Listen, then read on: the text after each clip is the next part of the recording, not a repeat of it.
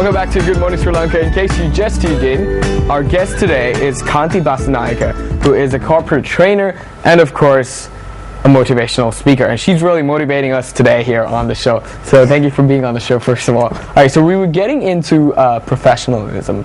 Now, usually when you hear this term, people always say, oh, professionalism is for your workplace. Yeah.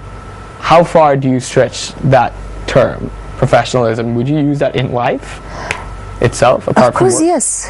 You can use that in your life as well. No need to limit it to the corporate world or your job. Yeah. Professionalism, of course, how you do that, how you conduct yourself, how you behave in the society. Yeah. And what would you give back to the society in your life?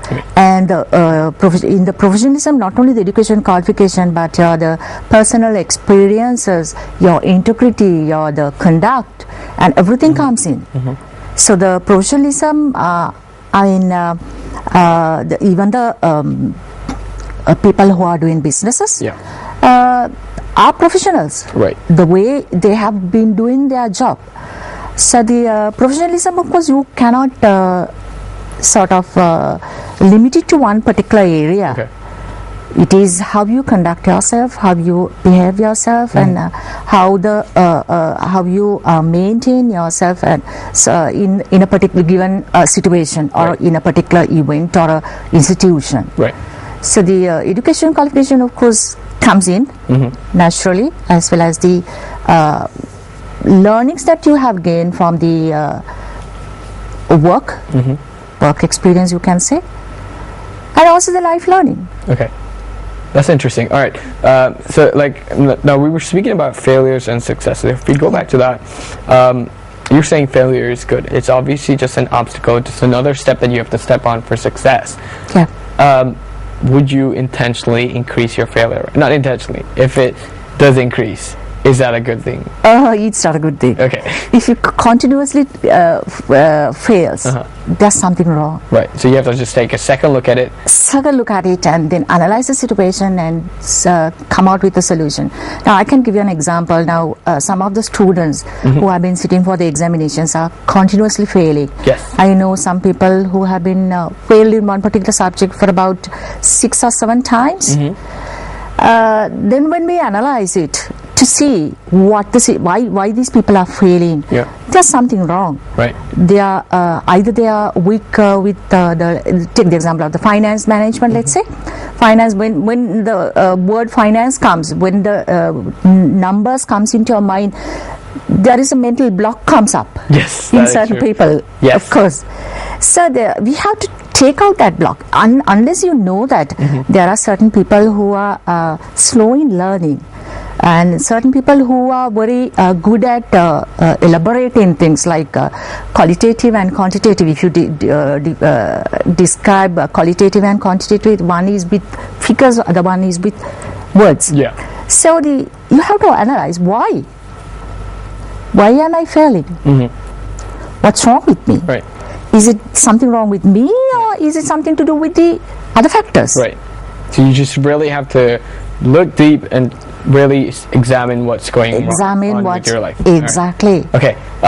Now, let's say we do manage to go past these failures, but our next is choice. Our next step is choice. Now, choice is a very hard thing. It, like you said before, it all depends on the choices that you make. With the outcome. You make. You would suggest to trust your instinct. Trust your instinct. Okay. Definitely. Always trust your instinct. Right. That intuitive sense will give you, will tell you what to do and what not to do. Right. Even the behavioral science researchers say to trust in the gut feeling, and you will be succeed 98% if you trust your instinct. Right. Can you so you can always pretty much rely on it, 90% of the time. How many times that have you felt that there's something, if I do this, it's not going to work? Have you ever had that feeling? Yes, I have. That's interesting. So sometimes, yes. Yeah. Sometimes we think, okay, we have to go by the advice given by our advisors or the mentors or the superiors or someone. But down below, you know it's not going to work. It's not going to work. Because this gut feeling, this we call it as gut feeling, and the instinct will be developed through your experience, Right. through the maturity, Yeah. through the knowledge that you gain, and your observations. So through that okay, this is not going to work. That's true. So you always go with the first thing that pops into your mind, which is instinct, of course. Right. I can give you an example of my life. Again, one of my friends and myself, one of my friends actually persuaded me to start a business, actually sari business. Okay. I see where the sari is going. Exactly. So the sari business. So I knew that I'm not a businesswoman. I know that this is not going to be success. Mm-hmm. But somehow I was persuaded and started the business. After about 1 year, and several trips to Chennai and Bombay, ended up with few saris. Okay. Even this is one of that saris. Brilliant. Okay. Business was bankrupt. We had to close down. Oh. All the investments were gone. Okay. That was a bad decision. I knew it's not going to work, but still I thought, okay, I'll give it a try. Sometimes we You were do that. curious, so we just dip our feet into the pond. Took a risk actually. Okay. Taking risk is not a bad thing. You needed to take a risk. Entrepreneurs, always the entrepreneurs are taking risks. Yes. When you start a business, you are taking a risk. course. With your money or somebody else's money. But that risk has to be a calculated risk. Right. Okay. So You have to be really prepared on what to expect. Yes. If your instinct said don't do it, go for it. Right. Don't do it. Right. That's all good. When we reach success, now this is a part where you're on top of the triangle. You could tip back to failure or you could tip back to more success. What should I do to maintain that? I understand that adopting an attitude of gratitude is the best way to go about it. Yes. Why? Sometimes we forget this attitude of gratitude. The word gratitude, we sometimes forget. Yes. So we say thank you every day? Merely saying thank you will not help you.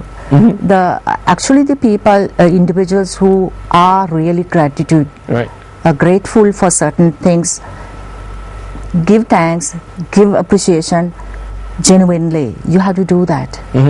If you develop that attitude of gratitude, your mental the balance is also improves.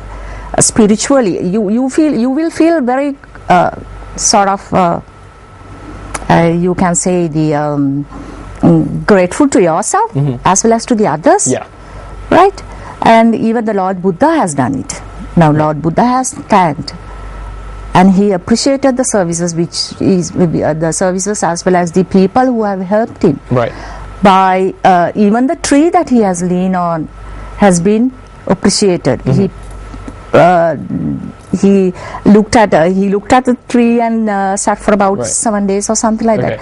So the attitude of gratitude is a thing that we need to develop by ourselves, which is being neglected by we can say the most of the people.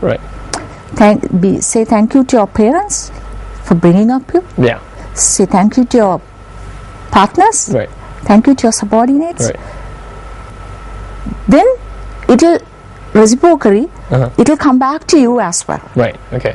So the thanks you give out would be sent back to you into your life. It's a good vibe. It's a good the habit, you can say. Let's get into detail on this when we come back after this commercial break. We'll be back with more Good Morning Sri Lanka. Welcome back to Good Morning Sri Lanka. Quick fun fact for those of you who just tuned in. Women's Day is just around the corner. So what are you going to do to celebrate Women's Day? Let us know. Visit our Facebook page on www.facebook.com/Good Morning Sri Lanka, and we would like to know. If you do, we would send you a prize. I think. I'm not sure. Anyways, in the studio we have Miss Kanthi Basnayake, who was just telling us about overcoming failure and getting to success. Alright, so a lot of people that have reached success prematurely, they would go up there and they'll be like, okay, I reached my goal, now what? How do I move forward? What do I do? Go for another goal. Go for another goal. Exactly. Plain and simple. Yeah. Okay. When the product life cycle, you would have seen it goes up here like that. Right. And then when it comes to maturity, unless you deviate from that or do something about the product, add something new, or start another product or something, do some sort of a change into that particular product, Yeah. it's going to die a natural death. Right. Likewise, you have come to a certain level of your the career or your personal life. Keep on going. Right. Keep on going. Right. Find something else To do. definitely you will be able to find something else to do. Yes, I of suppose. course. Or unless if you don't want to do a deviate from what you are actually doing. That's what lots of entrepreneurs have done now. You would have seen they have started with one business. They have started with one business, and when they fulfill their obligation in that particular business, they start another one. Yeah. Another one, another one. Likewise, the portfolio will be expanded. Right. So success can be expanded likewise. Right. Is there a limit to our success for the individuals or human beings? In fact, is there a limit to what we can achieve? There's no limit. Okay. But the human mind, of course, they crave for more. Right. It's the natural human the behavior. They want more. Now if you remember the Maslow's hierarchy of needs, there are few levels. The basic level is where you want food, shelter, and clothing, and then you want to belong to something, some society, some club or something like that, and belongingness is necessary. And then it goes for the social status. Go for the social status, buying a car or doing something else. We call wannabes. Okay. The In that terminology. Because I have been working with almost all the time. I have been working with university students as well as students. So I also tend to pick up all these slangs. Right. Savvy wannabes. And then comes to the self-actualization. Okay. As long as egoistic, we call it at ego, self-ego. The ego won't allow you to stop. Right. Okay. Sometimes. Right. So it just might blow it out of proportion. And again. Exactly. So sometimes that is where you have to draw a line. You have to have your own plan. You have to have your own vision. Right. What should I do? Is it enough for me, or should I go for it? Right. Go some more, or include something more. That is when you come to that status of mind. We call it as self-actualization. You are happy with whatever you have. Right. That happiness is a status of mind. Okay. So how do you achieve it? Right. It's up to you again. Okay. So it's all before you start on anything. Again, from what I have gained, it says pretty much build yourself up, and then you can build whatever you want outside. Is that Pretty it? much. Okay. So the same, yes. All right. So another step